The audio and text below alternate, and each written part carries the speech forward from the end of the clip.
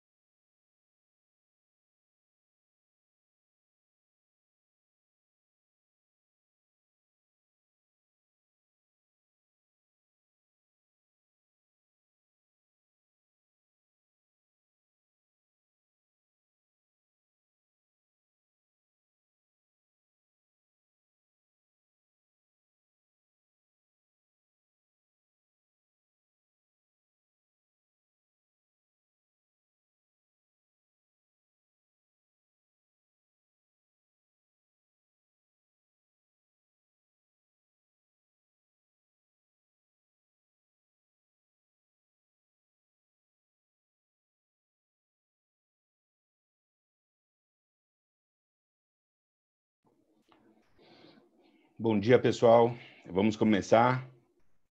Estamos ao vivo aqui no YouTube. Karen, Marcos, Rodrigo, Davi, por favor. Bom dia a todos. Obrigado pela presença. O pessoal está chegando, começando a entrar aqui no nosso canal do YouTube. Meu nome é Pascoal Nadeu. Eu sou um dos sócios da EDA e da Busca Legal, as empresas que estão promovendo essa live com o apoio da BSSP. Bom, de início eu quero agradecer muito pelas ilustres participações na live de hoje, além dos professores e sócios da EDA, a doutora Karen Jureidini Dias e o doutor Marcos Neder. Nós teremos a oportunidade de ouvir o doutor Davi Tangerino e o doutor Rodrigo de Grandes, a quem eu novamente agradeço por terem aceito o convite da EDA.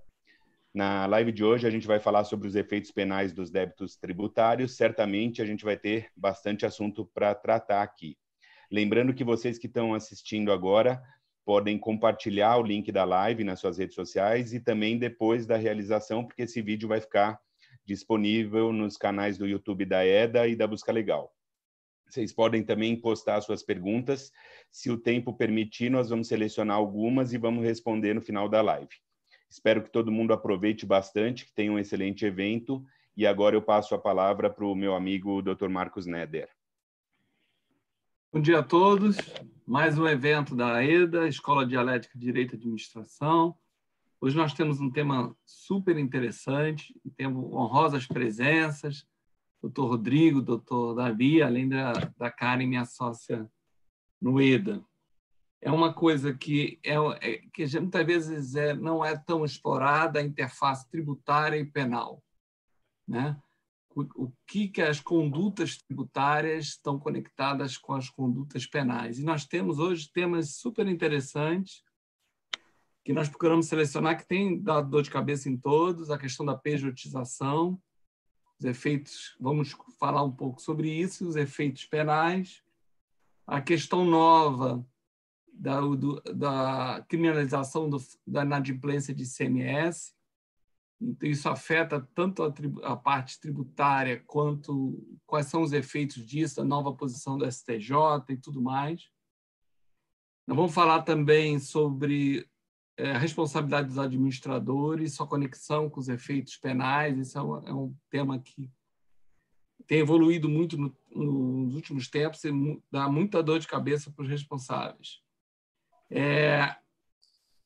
Muito se falou do voto de qualidade, né? Os tributaristas têm discutido isso nos últimos tempos, muito, mas agora vamos ver uma pitada diferente, a questão, como é que o direito penal vê a decisão por voto de qualidade, retroage, não retroage, quais são os efeitos.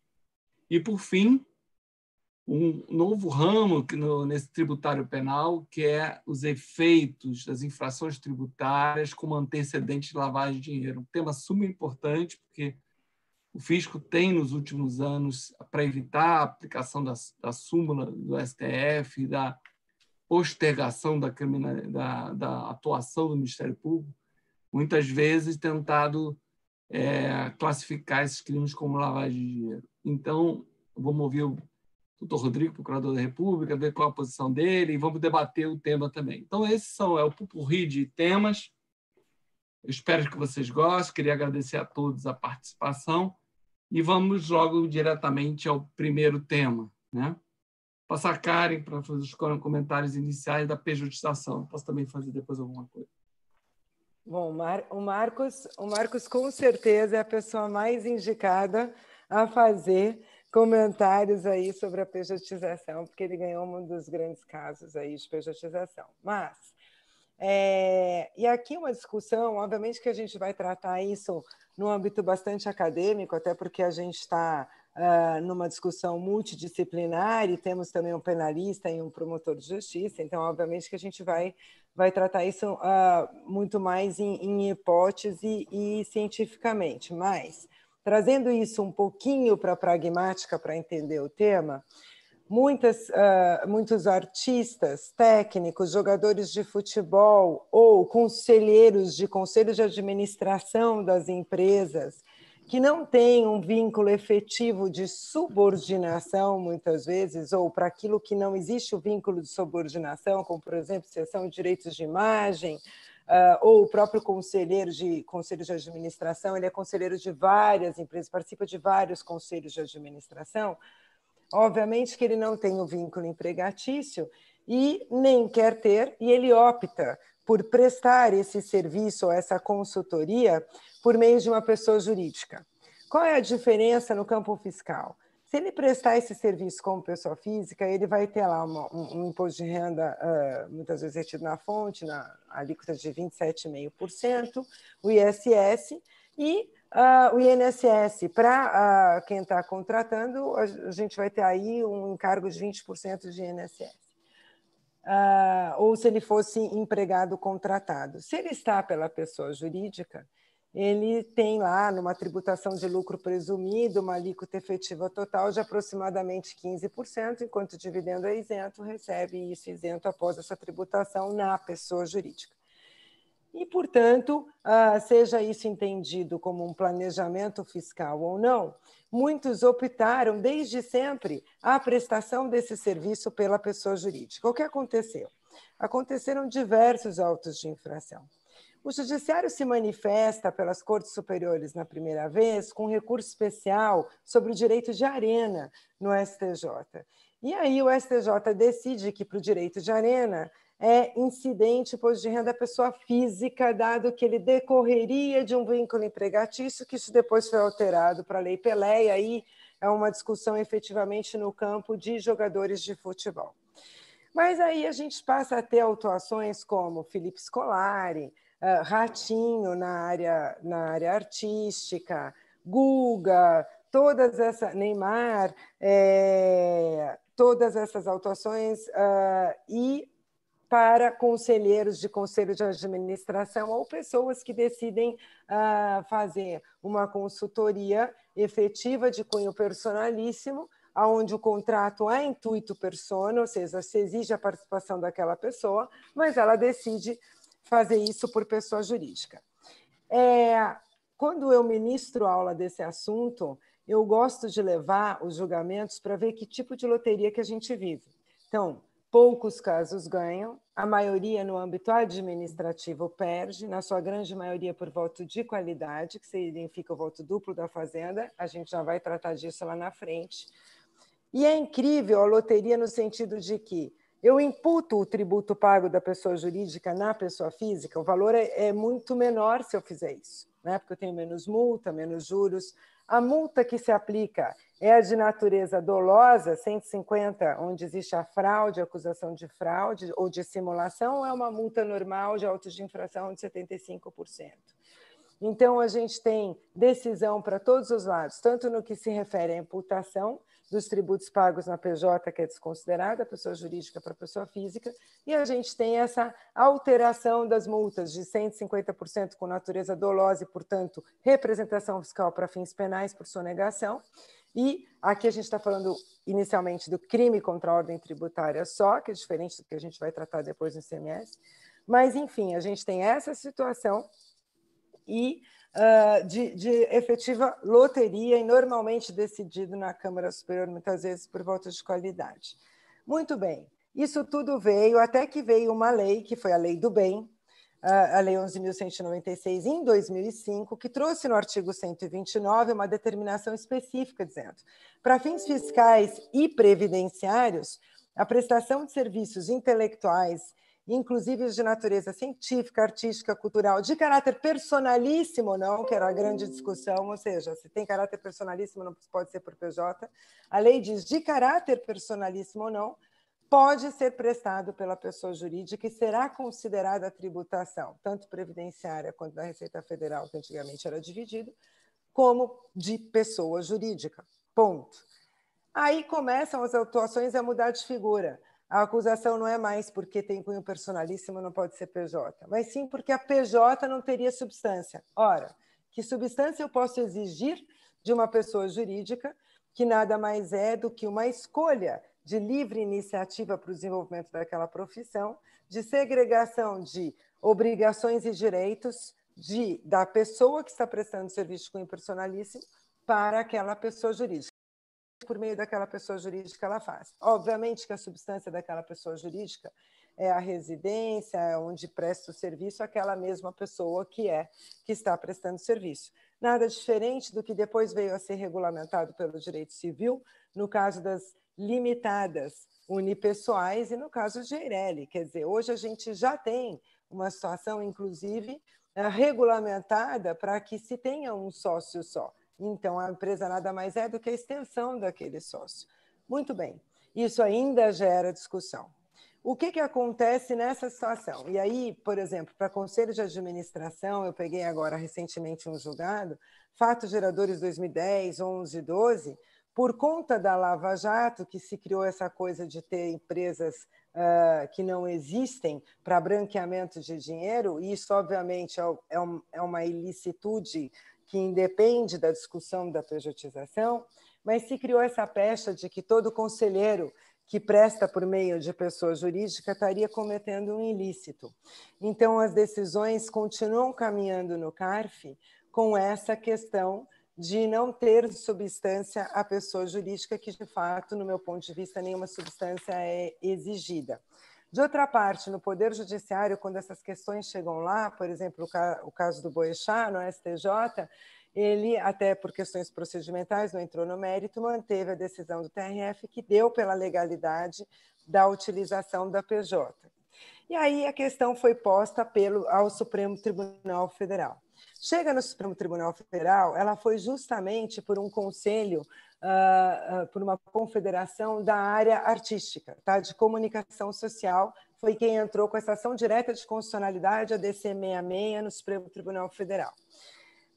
E aí entra como amicus curiae a Confederação Nacional de Saúde, salvo melhor juízo, por conta dos hospitais. Os hospitais, na verdade, na relação com os médicos que atuam nos hospitais, os médicos atuam via pessoa jurídica, em vários setores. Então, o Conselho Nacional de Saúde entra como amicus curiae dizendo da importância dessa liberdade.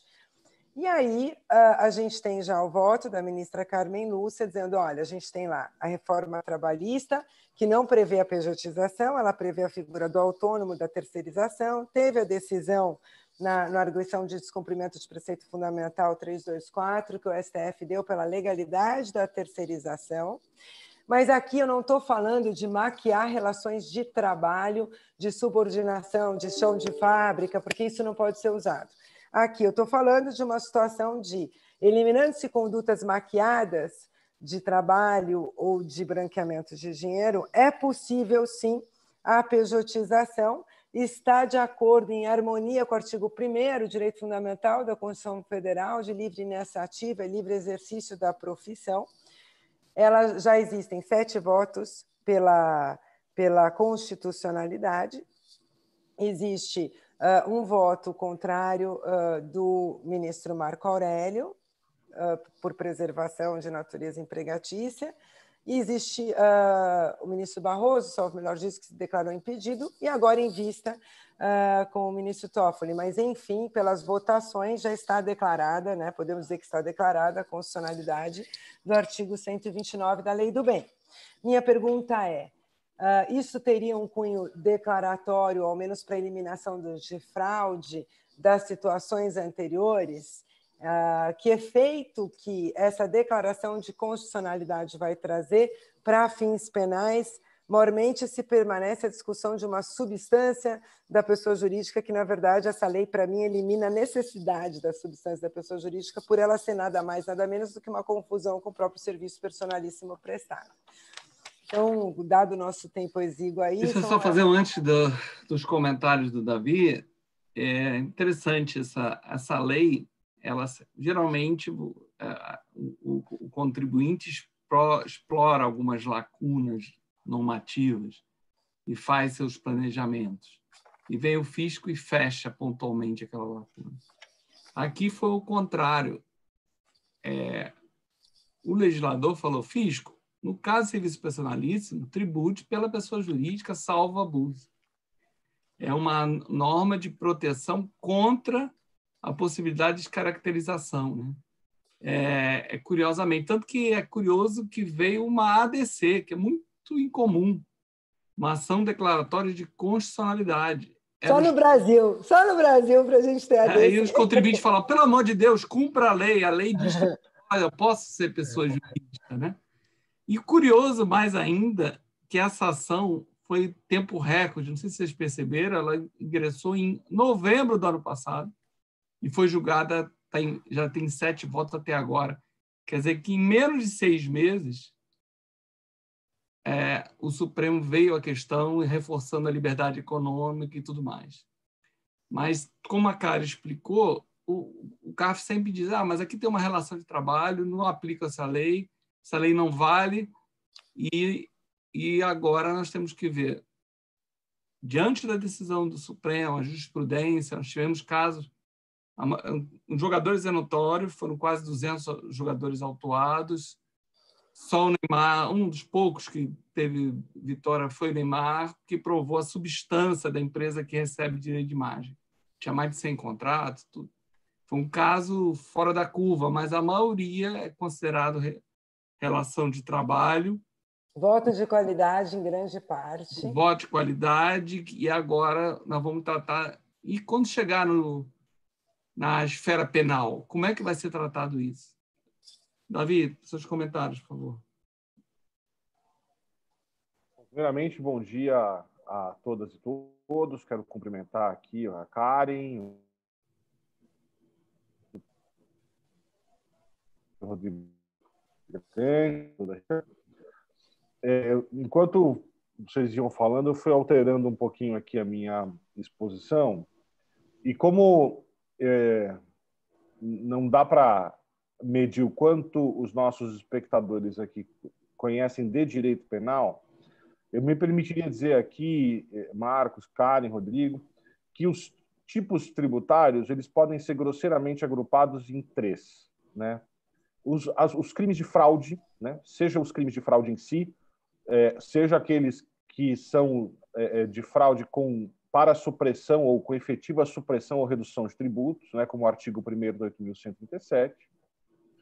Nós temos crimes que são quebra de deveres tributários, como é o caso da apropriação indébita previdenciária, né? Em que o resultado não é o relevante, não é o decisivo para a criminalização, porém, né, o legislador antecipa a punição para o momento da ação, para a quebra do dever. E um terceiro grupo, que são os crimes agora voltados contra, digamos assim, a administração, né, na condução das coisas tributárias. Então, excesso de exação, facilitação de descaminho, etc.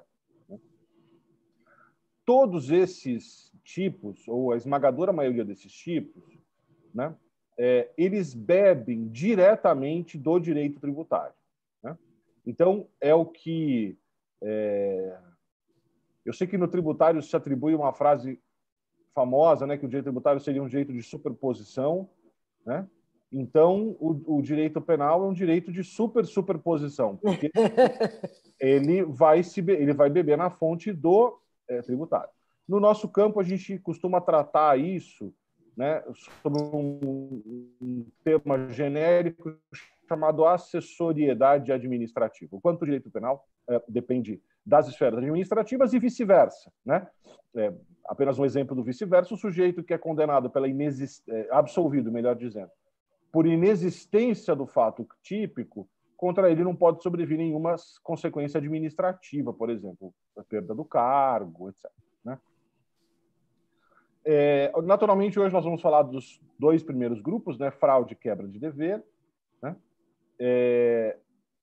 A fraude, então, quando é meio para a supressão ou redução de tributo, né? Qual é a interface dessa acessoriedade administrativa?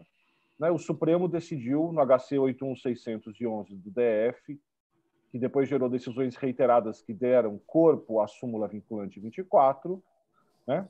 Que, apertando bem, sintetizando bem o debate, né? Tem uma palavrinha no artigo 142 do Código Tributário Nacional que muda de maneira marcante a relação com o direito administrativo, o direito tributário, que é o privativamente, né? Compete privativamente a administração e aí define lá o que é o lançamento, né? E essa acessoriedade administrativa, naturalmente, também se faz sentir nos crimes de quebra de dever, porque são deveres tributários. Então, de novo, permanecendo no exemplo do 68A do Código Penal, né, da contribuição, apropriação indébita previdenciária, o dever de, uma vez descontado o tributo, né, fonte, depois nós vamos falar de ICMS, né, mas uma vez descontado o tributo fonte, o sujeito tem o dever de repassar aos cofres públicos, à União, e não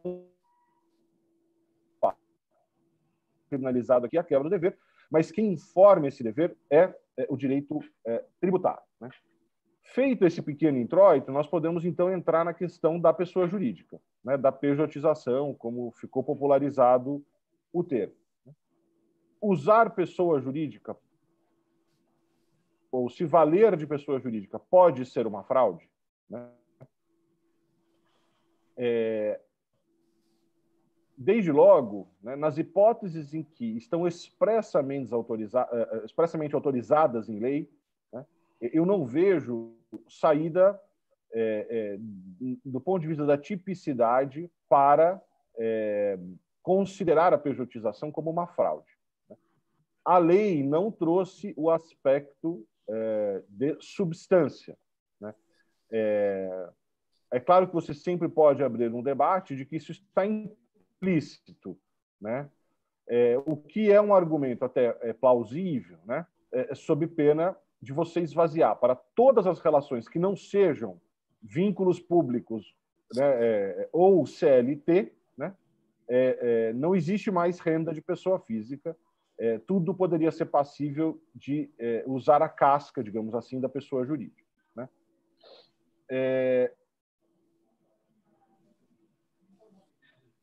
Do ponto de vista, então, bom, conclusão, né? Nós não temos um critério seguro do que é a pessoa jurídica conforme o espírito da lei, né? E daquela pessoa jurídica que não...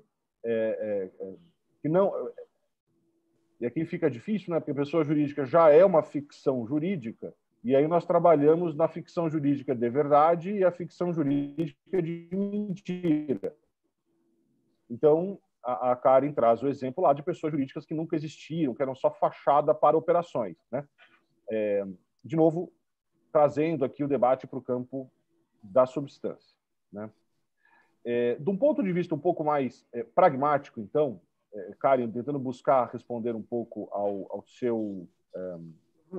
à sua indagação, já que nós admitimos que existe uma zona cinzenta, ou seja, PJs, em tese, conforme a lei, mas na prática, né, frustrando o objetivo da norma, portanto, nós estamos aqui numa discussão teleológica do alcance daquela norma, né, administrativa.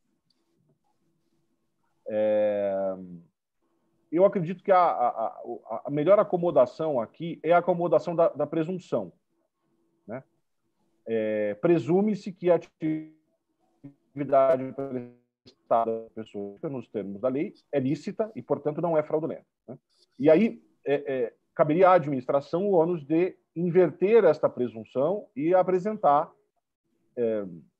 argumentos, de novo, concretos, né, que substancie este abuso da forma, né,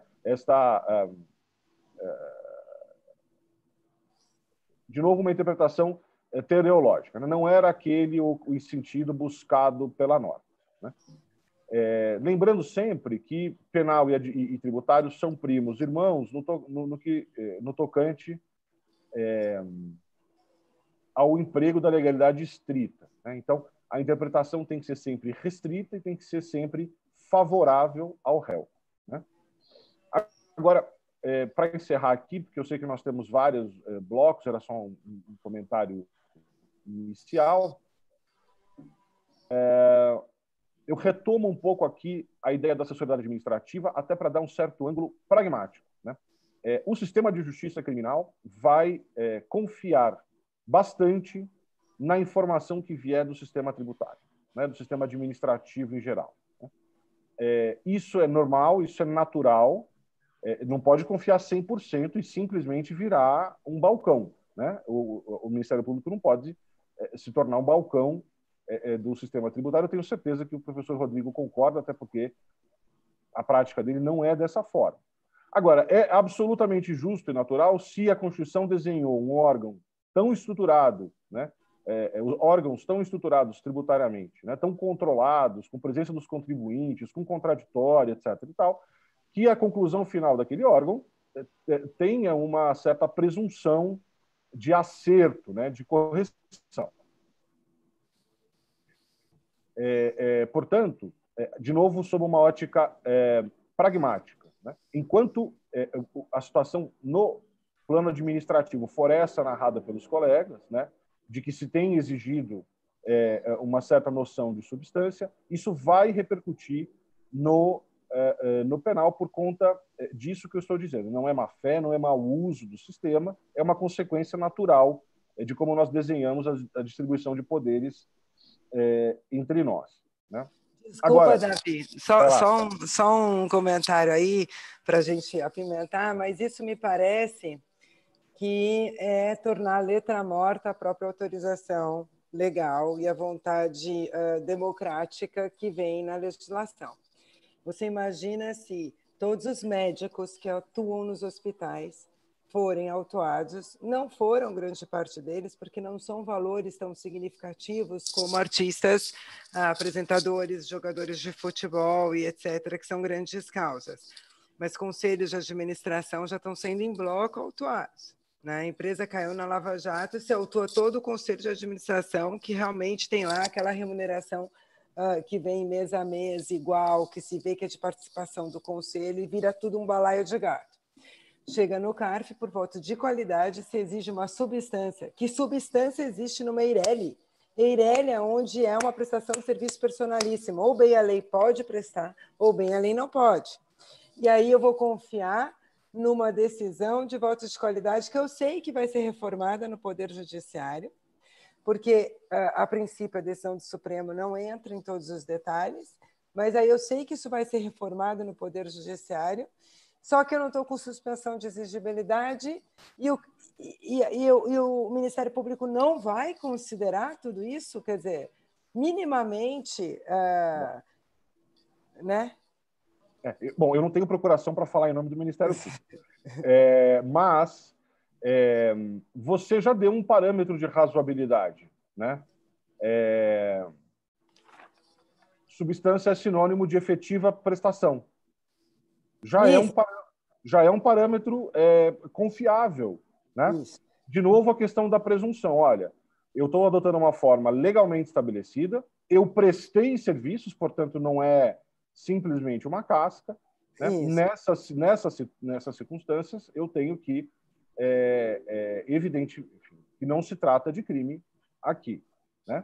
Agora, você mesma narra hipóteses de que a PJ seja simplesmente uma casca. E aí nós temos que criar um mínimo de segurança. Agora, o fato de eu dizer que o Ministério Público e depois o Judiciário devem mesmo efetivamente confiar, né? Não simplesmente carimbar o que vem do órgão administrativo, não dispensa nem Ministério Público, nem Judiciário, da análise de componentes propriamente penais. né? Dito de outra forma, é absolutamente tranquilo a coexistência de uma infração tributária qualificada, inclusive, que não seja crime, né? E aí, quando você fala, fui para o judiciário, mas não consegui uma suspensão de exigibilidade, né? Então, no momento da propositura da ação penal, de um lado, né, do oferecimento da denúncia, e no controle pelo judiciário, né, esses argumentos materiais que nós estamos discutindo aqui devem ser considerados, né? É tranquilamente possível que um juiz ou um procurador da República digam, olha, tudo bem, vai subsistir a multa, o fisco tem lá os seus racionais, mas eu entendo que não houve afetação, o uso de fraude no seu sentido penal, né? Seja por uma compreensão conglobante ali da tipicidade, seja porque há uma dúvida sincera quanto à materialidade delitiva. E um outro campo de se trabalhar isso, Karen, Marcos, depois o Rodrigo certamente comentará, é o campo do dolo, né? Que, por sua vez, abre as questões de erro, né? É absolutamente plausível que um membro de conselho de administração fale, olha, eu analisei a lei dizia que eu podia, eu consultei o tributarista, que me mostrou que a lei disse que podia, o Supremo disse que a lei era constitucional e eu confiei que eu estava fazendo o correto, né? Então, existem mecanismos dentro da teoria do delito, né, dentro do direito penal, para acomodar. Uma última observação, porque nós temos um tempo controlado aqui. Boa parte deste problema se resolveria se nós separássemos com mais clareza quais infrações tributárias podem ser crime e vice-versa, né? Na Espanha, por exemplo, há um sistema que, em tese, né, não permite que uma infração seja ao mesmo tempo administrativa e penal, o que nós possibilitamos no Brasil, e boa parte da confusão que nós discutimos hoje vem disso. A Espanha colocou um limite monetário, né? Até, não sei agora, 100 mil euros, é uma infração administrativa, depois vira crime, ou um ou outro. Então, só não queria deixar de terminar esse bloco dizendo que parte das confusões que nós discutimos aqui é um problema de desenho, né? Às vezes nós esperamos soluções seguras, por vezes até mágicas, do judiciário. Eu sou um grande crítico do judiciário, mas às vezes o judiciário erra porque o desenho institucional, eu acho que nós podemos bastante. Mas já falei muito, devolvo a palavra aqui aos moderadores. Eu acho que nós temos que passar agora para o próximo tema. Acho que discutimos bastante, é um tema bem polêmico. Vamos falar um pouco do problema da inadimplência do ICMS gerando crime. Karen, quer fazer a introdução? Eu quero, só vou deixar uma coisa para a gente pensar sobre esse tema, e aí, quando o Rodrigo quiser fazer todos os comentários, ele pode pensar nisso, mas a lei veio só em 2005. Sempre se usou, se entendeu que podia usar a pessoa jurídica. Antes disso, grande parte das autuações são anteriores. Me parece que, para efeito penal, a hora que a lei reconhece que isso é uma possibilidade, não há como se imputar crime, ainda que anteriormente à lei. Então, só para a gente discutir isso. Mas vamos para o ICMS. O que acontece? Dado o pacto lá de Costa Rica, artigo 7º, o artigo 5º da Constituição Federal, dentre os direitos e garantias do contribuinte, cláusula pétrea, não é possível a prisão por dívida, salvo a de cunho alimentícia ou depositário infiel. Muito bem. Dada toda essa questão, muito tranquilo sempre foi de que ICMS próprio, dívida fiscal, não gera pena privativa de liberdade. A única questão que fiscal por dívida, ainda que declarada, gerava possibilidades de pena privativa de liberdade, eram os casos em que eu sou o responsável pela retenção. Então, é o ICMS substituição tributária, por exemplo, o INSS do empregado, que é retido do salário dele, e o imposto de renda retido na fonte no momento em que eu faço o pagamento. Nunca o ICMS próprio foi, dívida por ICMS próprio foi crime. Aí a gente tem uma decisão no âmbito fiscal do Supremo Tribunal Federal, que decide que o ICMS próprio não deve constar da base de cálculo do PIS e da COFINS, porque a contribuição ao PIS e a COFINS é sobre receita, e o ICMS já tem destino certo, só transita pela contabilidade e não integra a receita própria para fins da contribuição de PIS e COFINS. Até hoje a Receita não aceita isso. A Receita está discutindo que não é esse ICMS, porque o ICMS, por ser próprio, é débito e crédito. O contribuinte não consegue fazer a compensação para trás desse ICMS. Por outro lado, foi lá o Supremo, que ainda disse que essa questão está em embargos, e decide que, como ele decidiu lá, e o Gilmar fala, olha, eu fiquei vencido lá no ICMS, na base de cálculos PIS e COFINS, portanto, aqui, por decorrência lógica, seguindo o que foi determinado pela Corte lá, eu acompanho aqui e digo que dívida de ICMS é crime, porque o ICMS não é receita própria do contribuinte, então tudo seria crime. Muito bem. Dado isso, eu tenho algumas considerações. A primeira, analisando aqui, sob o ponto de vista de uma tributarista, não me parece que é decorrência lógica uma decisão da outra decisão. Porque o que o Supremo decidiu é na linha de que contribuição a PIS e COFINS precisa ter capacidade contributiva. Então, ela vai recair sobre receita que represente acréscimo patrimonial.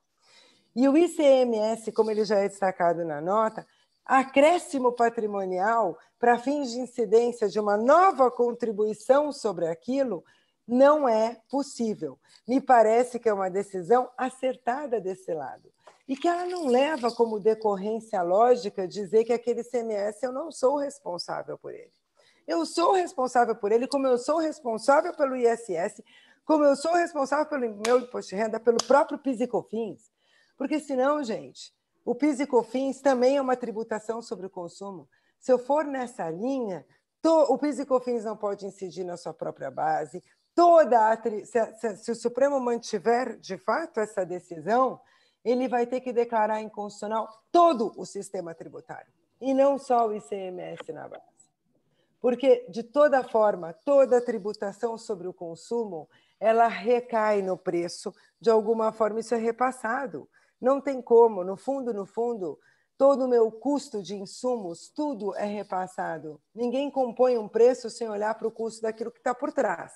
Portanto, uma decisão é totalmente acertada. PIS e COFINS não tem que recair sobre o ICMS, porque ele tem que recair sobre o conceito de riqueza nova, como o Supremo já tantas vezes falou. E não é riqueza nova o ICMS. Ponto. Isso não tem nada a ver a dizer que o ICMS não é um tributo próprio. Ele é um tributo próprio. O fato dele ser repassado no preço, toda a tributação sobre o consumo é necessariamente repassada e diretamente repassada no preço.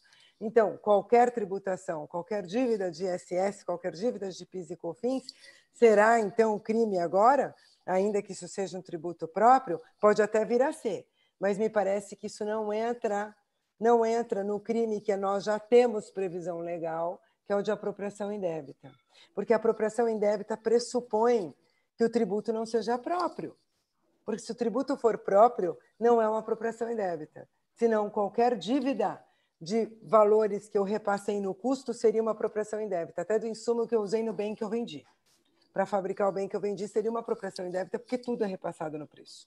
Então, me parece que aqui a gente estaria ferindo cláusula pétrea, inclusive, para alargar o conceito de apropriação indébita e tornar dívidas próprias possíveis ou passíveis de pena privativa de liberdade. Essa, para mim, é uma primeira consideração.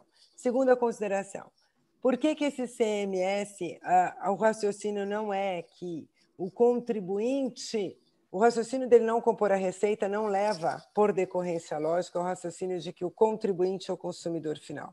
Veja a diferença, no ICMS-ST eu não tenho débito menos crédito. Por quê? Porque o crédito não é meu, o débito não é meu. Então, é débito menos o único crédito que aquele da cadeia vai ter, que é o ICMS que está arcando no preço do que eu estou vendendo. Então, veja, aqui eu tenho um cálculo para o ST. O imposto de renda retido na fonte, quem é que vai trazer na declaração e usar? Se eu prestar um serviço para o Davi, o Davi me paga, retém na fonte. Esse gera apropriação indébita. Por quê? Porque esse imposto que o Davi reteve na fonte de mim, quem é que vai usar na compensação do tributo que eu vou declarar devido em 31/12? Eu, Karen, porque é um tributo meu que ele reteve. Eu faço isso com o ICMS de uma mercadoria que eu compro? Não, é claro que não. Portanto, toda essa situação é uma situação que, para mim, me parece quase surreal no momento em que eu tenho que entender que, fiscalmente, existe um encontro de débito e crédito aqui que torna esse ICMS próprio, muito diferente do ST, muito diferente do imposto de renda retido na fonte. E daí eu passo a pergunta, se eu seguir nessa linha, estou alargando o conceito de apropriação indébita? E aí sim eu digo, por decorrência lógica, dever toda a tributação sobre o consumo é crime também. ISS, PIS e COFINS. E por decorrência lógica, todo o sistema tributário de tributação sobre o consumo é inconstitucional desde sempre, vamos devolver para os contribuintes, então. Todos os tributos que incidiram sobre tributos, porque não é isso que o Supremo Tribunal Federal decidiu, no meu ponto de vista. Mas eu quero passar para outras questões também. No momento do imposto de renda retido na fonte, eu já estou retendo, então eu devo 15 a título de salário para o Marcos. Eu pago 15 para o Marcos e retenho o imposto dele. Não pago 15, eu pago 15 menos o imposto que eu retive. Naquele momento, eu estou medindo a capacidade contributiva do Marcos e eu estou retendo aquilo que eu já deveria ter pago para ele, está quitado. Ok, eu tenho capacidade de arcar com esse imposto, porque já aconteceu o fato gerador dele. No ICMS, substituição tributária, que sempre foi crime, eu sempre discuti duas coisas. A primeira, o próprio Supremo disse que tem que devolver se o valor for maior do que aquele que foi pago aos cofres públicos. Por quê? Porque eu estou trabalhando com uma pauta fiscal, uma presunção. Então, como é que eu vou ter crime sobre algo que eu nem sei se é devido? 2, apesar de ser retido a substituição tributária, eu estou num país completamente diferente de todos que têm a tributação de valor agregado. Se a gente for para os Estados Unidos, tenta comprar em 10 vezes. Tenta dar o calote. Você tem a figura da inadimplência que a gente tem aqui? Como é que funciona o imposto sobre valor agregado, uma tributação indireta na maioria das partes do mundo? É regime de caixa, gente. Eu retenho na hora que o cara me paga. Eu pago, eu retenho, eu transfiro para o cofre público. O que acontece no Brasil? Isso não foi discutido no Supremo Tribunal Federal, não vejo ser discutido pelos penalistas. O que acontece no Brasil é que a gente tem um maldito regime de competência na tributação sobre o consumo. Então, eu vendo para uma empresa, eu vou receber daqui 4, 5 meses. Se for pelo poder público, eu tenho a moratória dos precatórios. Por regime de competência, eu já vou registrar essa receita. Hoje, na pandemia, e é por isso que eu pus o detalhe da pandemia, eu tenho clientes que estão sujeitos ao ST. O cara ele está recolhendo em substituição tributária pelo segundo da cadeia, que vai pagá-lo daqui 5 meses. O tributo já incidiu sobre um valor que vai ser renegociado na pandemia, parte não vai ser paga, por renegociação nem cobrada será, e parte será inadimplida. Detalhe, a inadimplência não gera desconto. Eu tenho que dar para os cofres públicos o ICMS sobre valor inadimplido. E eu tenho que dar antecipadamente e vou lá, pago juros no banco para pagar, para antecipar para o Estado um valor que eu não vou receber. Isso no ST. Agora, no ICMS próprio, isso também vai acontecer na pandemia. A gente vai ter renegociação de contrato e a gente vai ter inadimplência. E eu vou ser preso por não pagar um dinheiro ao Estado que eu nunca recebi. E aí, o que me preocupa? Quando a gente tem a decisão do Superior Tribunal de Justiça, do ministro Cruz, que é quando começa isso, logo depois da decisão do Supremo, para a parte fiscal, o ministro Cruz faz um voto e passa no STJ a seguinte questão: ICMS-ST é o descontado e o ICMS próprio é o cobrado. Então, descontado ou cobrado dá crime de apropriação indébita, eu não preciso ter mais nenhuma outra conduta subjetiva, porque o dolo já é comprovado por eu querer manter em minha posse um valor que não é meu. O ICMS próprio é meu. O ICMS-ST, eu preciso saber se aquele preço foi mesmo praticado e se aquela pessoa recebeu. Porque como é que eu trato como crime? Desculpa, apropriação indébita, eu não tenho que manter na posse? Se eu tenho que manter na posse, preciso ter recebido. Como é que eu posso receber crime de privação de liberdade por algo que eu tenho que antecipar e eu vou ter multa? E a multa chega a 100% do valor do imposto. E aí eu não consigo nem segregar o que eu paguei, o que eu não paguei, porque eu não posso tirar da base a inadimplência. Então, gente, ninguém olhou para isso. Outra coisa, eu vou ter um contribuinte em Minas Gerais. Minas Gerais, por exemplo, como eu tenho uma situação de crédito e débito, no âmbito penal ninguém olhou. A maior parte das dívidas de ICMS ou é valor de inadimplência, ou é juros e multa e juros sobre multa de valor que eu ainda não recebi, que eu tenho que antecipar para o Estado, ou em grande parte é por conta de crédito indevido. Então, veja, a minha dívida de ICMS não é porque eu destaquei e não estou pagando. Eu destaquei, eu coloquei ali na minha declaração aqueles 18, registrei no meu livro de saída, mas eu tenho um crédito que está sendo discutido, glosa aquele crédito. Em quase todos os estados da federação, se eu tenho saldo credor, eu não vou ter ICMS a pagar, porque eu tenho mais crédito, consome.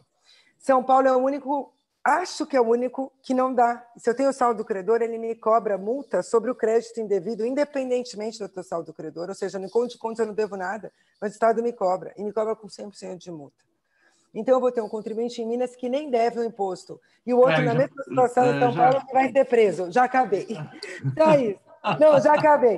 É só porque essa situação realmente é surreal. Então, eu queria ouvir sobre isso. Sobre acho que eu vou passar para o Rodrigo, que ainda não falou. Ele pode fazer alguns comentários e depois o Davi complementa. Eu quero dar a chance dele, pelo menos, começar a falar. Ele tem temas também, mas vamos ouvi-lo um pouquinho.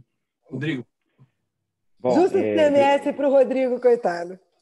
Eu sei que não ele é federal, mas... Bom dia em primeiro lugar, né? Em primeiro lugar, bom dia a todos e todas. Aí, obrigado pela oportunidade. Eu gostaria de cumprimentar os meus colegas aqui nessa sala de bate-papo virtual, né? nessa discussão. Agradecer a EDA e a Busca Legal pelo convite e cumprimentar pela iniciativa, porque pelos debates já é possível perceber claramente a necessidade desse diálogo, né? Essa dialética que se estabelece entre o direito penal e o direito tributário. E isso é, talvez, uma característica comum deste grande guarda-chuva que é o direito penal econômico, ou seja, esse tipo também de conversa, de discussão, ocorre em outros foros, como, por exemplo, no caso dos crimes contra o sistema financeiro nacional, nos crimes envolvendo o direito da concorrência, direito de cartel, enfim. De toda forma, eu acho que isso é muito salutar, é muito elogiável, né, esse debate. E justamente nessa perspectiva eu tenho que dizer a vocês uma observação, pelo menos realizar um disclaimer importante. Eu não sou tributarista, aliás, estou muito distante disso. Eu estou aprendendo aqui com as manifestações da Karen, do Davi, do Marcos, porque efetivamente sou procurador da República da área criminal apenas e tão somente há 16 anos.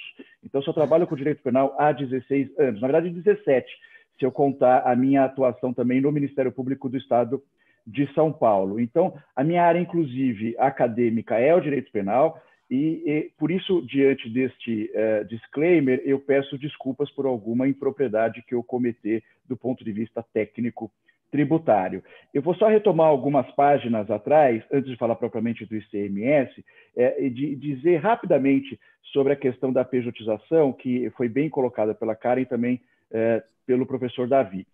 Me parece, rapidamente, o seguinte: a partir do momento que o direito penal estabelece a imputação penal através de critérios normativos, ou seja, de você dizer que determinada pessoa cometeu um crime, você tem que indicar, você tem que demonstrar que houve a criação de um risco desaprovado pelo ordenamento jurídico, e o próprio ordenamento jurídico autoriza, seja através de uma unipessoal, seja através de uma EIRELI, a criação de uma pessoa jurídica composta de uma só pessoa, isso, a meu ver, afastaria o risco desaprovado ou proibido que gera a imputação penal nos termos da teoria da imputação objetiva, que é uma teoria que tem sido acolhida mais recentemente, inclusive no Brasil, influenciado pela Alemanha, pela Espanha e também por outros países europeus continentais. Então, tentando já, de alguma forma, indicar uma resposta a esse primeiro bloco, me parece que se o ordenamento jurídico autoriza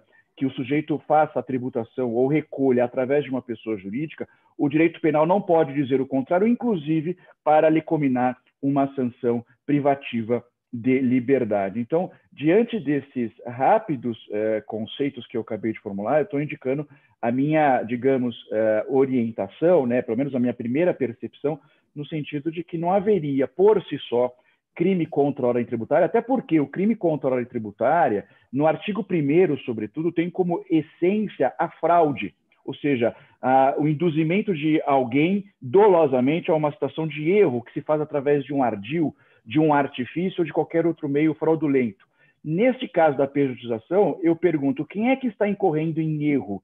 Ninguém, porque as pessoas sabem, em princípio, exatamente do que estão tratando. Então, a meu ver, inclusive do ponto de vista típico, excetuada inclusive essa questão da imputação objetiva, descaracterizaria o artigo 1º da Lei 8137 de 90. Sobre a questão do ICMS, né? E sempre falando, é bom que se diga, em tese, me parece que a gente tem que colocar as coisas nos seus devidos lugares.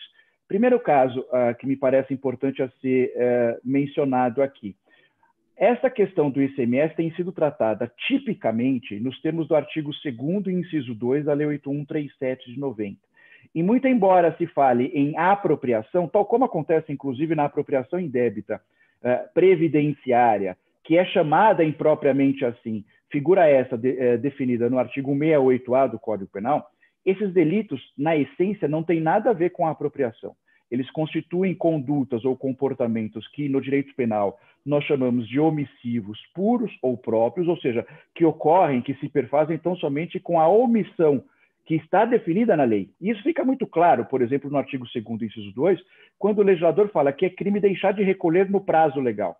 Então, toda a ideia de apropriação, ou seja, de tomar a coisa para si como se dono fosse, com ânimos domini, ou seja, com ânimos, com vontade de dono, isso é absolutamente irrelevante em termos de tipificação na figura do artigo 2º, inciso 2. De toda forma, me chama muito a atenção a exposição da Karen sobre a questão do ICMS, e sem querer aqui estabelecer uma conclusão definitiva, até porque esse tema ainda está no meu radar aqui, eu estou estudando sobre o tema, é difícil verificar efetivamente criminalização daquele que, nos termos da lei, faz o recolhimento, né? Ou pelo menos faz a declaração e não recolhe. Talvez da forma, inclusive, que o Supremo estabeleceu, determinando elementos que não estão no tipo penal, como a ideia do devedor contumaz, isso vai além de qualquer norma incriminadora que, obviamente, é permeada, é jungida pelo princípio da reserva legal. Então, o Supremo Tribunal Federal, ao embutir um novo elemento nesse tipo penal, a meu ver, legisla do ponto de vista penal e, obviamente, como todos nós sabemos, diante do princípio da reserva legal, ele não pode fazer isso. Eu não sei se é o caso, se vocês querem comentar ainda, a questão do não recolhimento diante de circunstâncias excepcionais, sobretudo no contexto da pandemia, se isso vale a pena ser mencionado agora ou não, ou se vocês querem realizar uma... Pode falar, acho legal a gente já tratar.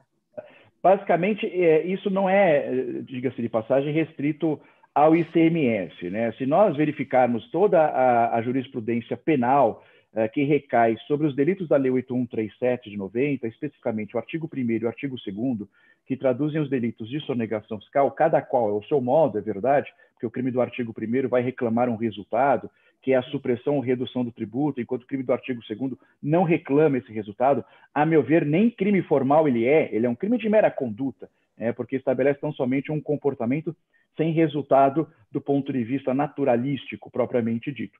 Mas o fato é que, no direito penal tributário, muitas vezes a tese de que dificuldades financeiras, períodos de anormalidade, de excepcionalidade, poderiam impulsionar, motivar o contribuinte a deixar de recolher os tributos diante justamente dessas situações emergenciais.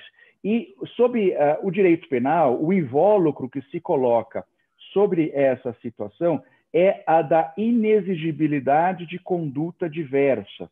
E o que seria isso? Uma causa supralegal, ou seja, uma causa que não tem previsão expressa no ordenamento jurídico e que decorreria de uma analogia, e isso é possível se tratando de uma norma benéfica, que justamente indica que aquele sujeito em circunstâncias tais, não teria outro caminho, não teria por onde ir, senão deixar de recolher o tributo para salvar o seu negócio. Isso tem ainda gerado muita polêmica do ponto de vista doutrinário e também jurisprudencial. A jurisprudência talvez seja um pouco reticente em termos de aceitação de causas supralegais de exclusão de culpabilidade, sobretudo esta da inexigibilidade de conduta diversa, mas quando as aceita, ela faz de forma condicionada, estabelecendo requisitos muito claros, muito específicos para que o sujeito possa ser beneficiado. E vejam, beneficiado do ponto de vista penal significa sem responsabilidade criminal diante do afastamento da culpabilidade. Então, por exemplo, tomando até de empréstimo a jurisprudência que existe sobre as dificuldades financeiras, basicamente o sujeito tem que demonstrar que a situação era pré-falimentar, que ele não fazia recolhimentos em benefício próprio ou de qualquer outro sócio, que todo o dinheiro era injetado na empresa, que o patrimônio dele, pessoal, muitas vezes foi dilapidado para colocar dinheiro na empresa, no sentido de honrar os seus tributos, as suas obrigações sociais, enfim, existem requisitos específicos. A situação atual talvez torne ainda mais grave, mais enfática a necessidade do Judiciário e, obviamente, do Ministério Público, que vai ser chamado a se manifestar sobre isso, em apreciar as causas excludentes supralegais, excludentes de culpabilidade, nos termos da inexigibilidade de conduta diversa. E isso, obviamente, é uma questão probatória. Esse é o ponto que me parece importante. Isso vai ser analisado em cada um dos casos concretos, inclusive levando em consideração qual é o ramo de atividade da empresa, qual é o histórico da empresa em termos de pagamento de tributo, porque se ela se revelar, por exemplo, e aqui falando numa perspectiva de Ministério Público, se ela se revelar uma devedora já tradicional, digamos assim, me parece que isso vai tornar mais enfraquecido o discurso relacionado à aplicação dessa causa supralegal de exclusão de culpabilidade. Enfim, é apenas uma introdução, eu estou levantando a bola aqui para vocês, sobretudo ao meu querido colega Davi Tangerino, né, professor também, para que ele possa eventualmente também dissertar sobre o tema. Obrigado mais uma vez pela oportunidade. Muito esclarecedor. Davi, você quer falar um pouco? Vai ter que ser rápido, tá? Porque nós vamos para que tempo nos alongamos um pouco. Então, vai lá, eu vou tentar ser bem rapidinho aqui. Você está sem imagem. Não, ele está com imagem, Marcos. Para mim está aparecendo aqui. Ele está com imagem. Para mim, não. Eu vou lembrar aqui o ministro da Suprema Corte americana, o Scalia, que era um conservador, certa feita eles tiveram que decidir se era crime o sujeito botar fogo na bandeira americana. E o Scalia diz assim, se eu fosse rei, seria, mas eu não sou rei, né? Então nós estamos aqui, acho que cabe bem o exemplo do Scalia, em que esse debate do ICMS foi muito marcado por um julgamento moral justo, até do ministro Schietti, de que há empresas que sistematicamente se financiam do inadimplemento do ICMS, mas no nosso regime democrático essa não é uma possibilidade de criação de tipo penal pela via do judiciário, né? Então só queria fazer essa crítica. Do ponto de vista, de novo, né, a questão da acessoriedade, né? Me parece que só existem dois tipos de contribuintes, né? Eu não sei aqui as categorias, né? Vou pedir as mesmas desculpas do Rodrigo, não é a minha expertise. Mas você tem o contribuinte originário, propriamente dito, e você tem o contribuinte em substituição, né? Se trabalhava com a categoria de contribuinte de fato, mas me parece uma categoria semi-jurídica ou extra-jurídica, porque qual é o dever do contribuinte de fato? Pagar. Ele não tem nenhum dever tributário, né? Ele tem um dever econômico de pagar, enfim, pelo bem ou pelo serviço, né? Então, classicamente, o contribuinte originário só cometia crime quando se valesse de fraude. E o motivo é esse, né? Nós não criminalizamos o inadimplemento, porque isso seria criminalizar a pobreza, né? A ausência de recursos. Já o substituto é a figura da quebra do dever. né? Ele quebrou o dever tributário de repassar aquele tributo retido ou cobrado. Criamos, então, um terceiro paradigma pela via jurisdicional, o que é um equívoco enorme, né? Mas está aí, né? O Supremo decidiu. Enquanto não houver uma alteração legislativa, nós vamos ter que ver com essa realidade. Então, em 2 minutos, quais são os desafios aqui, né? Essa história da gente chamar o crime de apropriação, os crimes tributários de apropriação previdenciária é um erro enorme pelo seguinte: o crime de apropriação indébita é um crime material, é um crime que pressupõe a lesão, né, a ofensa ao bem jurídico patrimônio, né? Existe um deslocamento patrimonial.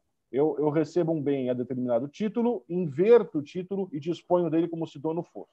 Não é isso que acontece nos tipos de apropriação tributária. De novo, são crimes formais de quebra de dever, né? E agora nós temos o seguinte, pela tese que foi fixada. Nós temos um crime formal, mas que demanda o ânimos, a intenção de se apropriar, o que me parece uma contradição em termos, né? Se o ânimo de se apropriar fosse relevante, então nós teríamos um crime material, né? Questões espinhosíssimas. Uma foi que a Karen levantou. Eu só posso me apropriar, né, daquilo que eu recebi. E aí a pergunta é: e se o sujeito não pagar, né, pelo serviço ou pelo bem, né? Inadimplência. Vai haver um sistema de encontro de contas, porque eu não posso me apropriar do que eu nunca recebi, né? Como bem colocado aqui, você adianta esse tributo, né, na esperança de que o sujeito pague no futuro, né? A questão da insolvência e Covid já foi tratada aqui pelo Rodrigo, então eu vou pular, mas há um desafio último aqui, que é um pepino, desculpem o termo não jurídico, que, além de criar o tipo, o Supremo enfiou ali no tipo a palavra contumaz, né? Só que nós não temos fonte legislativa de contumácia, não em âmbito federal. Existem nos estados, em alguns estados, e com critérios díspares, né? O número de meses inadimplidos no último ano varia, por exemplo, de São Paulo e Rio Grande do Sul, né? Então, enfim. E, por último, né, e aqui a gente teria que fazer um debate meio à parte, do ponto de vista de política criminal, eu tenho sérias dúvidas se é uma decisão boa, né, porque ela convida o sujeito que antes declarava, mas não pagava, a mentir, né, porque aí se torna um crime material, ele usa uma fraude, ele pode se defender administrativamente, ver se recupera, se lhe adere a um programa de parcelamento, etc. Então, em observância ao tempo, esses seriam os meus comentários aqui. Ok, então vamos para o nosso terceiro bloco. Aqui vamos falar sobre um pouco na figura da pessoa física dos administradores, né? Responsabilidade tributária conectada com infração criminal. Na verdade, a pergunta é: o administrador, a sua gestão tributária, pode sofrer uma imputação penal? É bom lembrar que isso está cada vez ficando mais comum, mas, na verdade, mesmo que o administrador cumpra com a legalidade e ele obedeça à lei, prevalecendo no direito tributário, principalmente nas instâncias administrativas, a questão da substância sobre a forma e do propósito negocial. Muitas vezes ele cumpre a lei, mas o fisco falou: olha, você fez essa conduta simulada para pagar menos tributo. Você deveria ter feito a outra que paga mais tributo. E tem sido comum autuações nesse sentido. Então, é isso que nós estamos lidando. O administrador, agora, um gestor tributário, como é que tem sido a vida dele? É uma vida difícil, né? Eu sempre brinco que o administrador virou um super-homem, porque ele tem que lidar com muitas questões que não são só a gestão. Existem 2 artigos no CTN que tratam de responsabilidade tributária. Ela deveria ser excepcional, porque se a conduta é feita pela jurídica, é ela que deveria pagar com tributo. Mas tem situações em que eu responsabilizo sócio-administradores. É o artigo 124, que pressupõe para responsabilidade solidária, e aqui eu faço parênteses, a solidariedade eu me torno devedor sem benefício de ordem, eu posso ser cobrado a jurídica ou os administradores. No caso em que há interesse comum. E esse interesse comum tem um conteúdo semântico aberto, muito se discutiu, mas hoje em dia está mais ou menos pacificado, que é um interesse jurídico, não é um mero interesse do lucro da empresa. Eu teria que ter, nesse artigo 124, feito uma prática comum do fato gerador. Eu deveria constar em algum lugar, o fisco tem que fazer essa prova. Aqui no jargão jurídico fala, está no mesmo polo da relação jurídica. E essa prova nem sempre é fácil para o fisco. Mas aí surgiu uma nova jurisprudência. Olha, mas e quando eu tiver fraude? No caso de fraude, os contratos, as relações jurídicas não estão formalizadas, elas são ocultas. E, nesse caso, basta eu provar que tem a fraude e a participação do administrador. Eu não preciso mais me preocupar em mostrar que eles estão no mesmo lado da relação jurídica, tem um contrato. Isso ampliou muito a possibilidade de responsabilizar administradores com base no artigo 124. Importante dizer que a Receita soltou um parecer 2 de 2018, em que ela diz que o mero planejamento tributário abusivo geraria responsabilidade de administradores. O critério de planejamento tributário abusivo tem sido muito ampliado nos últimos anos. Qualquer conduta que não seja idêntica do fisco, mesmo dentro da lei, tem sido considerado abusivo. Tanto até situações que já ocorreram no passado. Então, a fraude conectou a uma ampliação dessa responsabilidade, que, em princípio, é da jurídica. O outro artigo, também na mesma linha, o 135, a interpretação foi, em certo ponto, surpreendente, porque ele fala são pessoalmente responsáveis. Ele começa dizendo assim. Então, seria responsável para aqueles atos em que o administrador agiu com excesso de poderes, com infração à lei ou contrato. Ele não se restringiu ao estatuto da empresa, ele foi além, ele agiu por conta própria. Por muito tempo, a jurisprudência foi essa. Ele teria, no máximo, uma responsabilidade subsidiária. O STJ, fazendo um breve resumo, começou a ser defrontado com situações atípicas, embora bem comuns, que não se enquadravam no dia a dia das empresas, das médias e grandes empresas, que é a solução irregular. A empresa, o sócio não tinha como pagar os tributos e dissolviam a empresa irregularmente, fechavam a porta e iam embora. Anos depois chegava o fisco, não tinha ninguém para pagar, a empresa não existia mais e tinha um sócio, mas o sócio responde até o montante do seu capital investido. Como é que eu faço isso? Aí o STJ disse, olha, mesmo eu sendo pessoal do administrador, ele não exclui a pessoa jurídica, então são solidários. Então, nas duas situações, ficou um solidário. E o 135 pressupõe o dolo do agente. Com isso, na maioria dos casos, nas autuações mais pesadas, sempre vem um cardápio. A empresa é autuada, o sócio é incluído como devedor solidário, vai responder com patrimônio próprio, e representação fiscal para fins penais. Além disso, algumas medidas administrativas infernizam a vida dos administradores, que eu acho que é um pouco o pensamento do fisco, né? Deixar a empresa em situação desconfortável, estimular o pagamento. Então, ele, primeiro, soltou uma IN da Receita 1750 em 2018, dizendo que ele pode dar publicidade à representação fiscal para fins penais. Pensa na vida de alguém do conselho de administração, CEO da empresa, um administrador, constar publicamente que ele tem representações penais. Isso já causa um grande transtorno. Se o administrador não foi cauteloso e não criou uma holding patrimonial para deter só cotas, ele vai estar, os bens dele vão estar sujeitos a rolamento de bens, que em princípio não devia obstruir a venda ou vedar a venda, mas na prática inviabiliza a alienação dos ativos, porque consta lá do cartório. bens arrolados para a garantia do processo tal. O eventual comprador desanima ao ver isso. Recentemente, começaram a usar o Procuradoria da Fazenda a cautelar fiscal, aí é um instrumento mais pesado, inclusive judicial, e torna os bens indisponíveis. Seria uma medida excepcional para evitar dilapidação de patrimônio.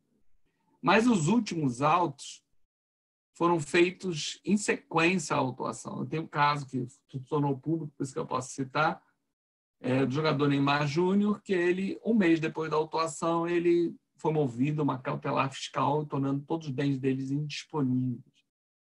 E existe a jurisprudência de alguns tribunais que nem analisa se há perigo na dilapidação de patrimônio, mas basta que a autuação seja 30%, o patrimônio seja inferior a 30% da autuação. Então, todos os bens ficam arrolados ou em cautelar fiscal. Isso dura a duração do processo, de 4 a 6 anos administrativamente. Então, é um verdadeiro pesadelo para os administradores.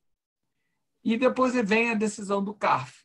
Depois, passado esse tempo, com todos esses...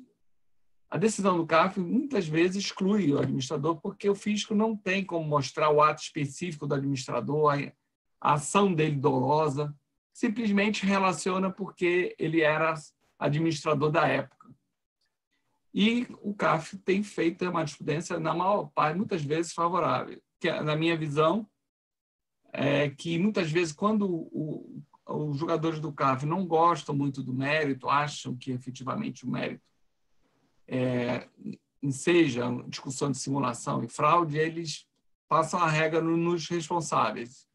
Então, às vezes, um administrador que não é sócio, não tem participação nos lucros, não é estatutário, é um mero empregado, ele tem que ainda responder, as decisões não são só tomadas por ele, às vezes tem que envolver conselho de administração, se for uma multinacional, porta a matriz estrangeira, ele se vê nessa situação. Mantida a decisão da sua responsabilidade, com seus bens disponibilizados, e aí chegamos na próxima fase. Uma vez constituído definitivamente o crédito tributário, volta à cena aquela representação fiscal que estava suspensa. E o Ministério Público, apesar da empresa recorrer judicialmente, ele pode mover ação penal.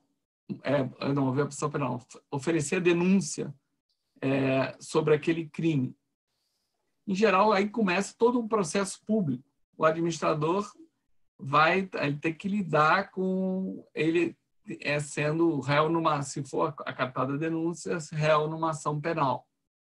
Isso praticamente restringe muito as possibilidades dele continuar empregado, a não ser daquela empresa, né? Então, esse é o cenário. O administrador pensa, agora terminou, a empresa vai pagar o débito. Nos últimos tempos, os débitos de empresa média para grandes são valores muito elevados. 100 milhões é quase o comum. E as empresas, numa situação dessa, não têm caixa para pagar.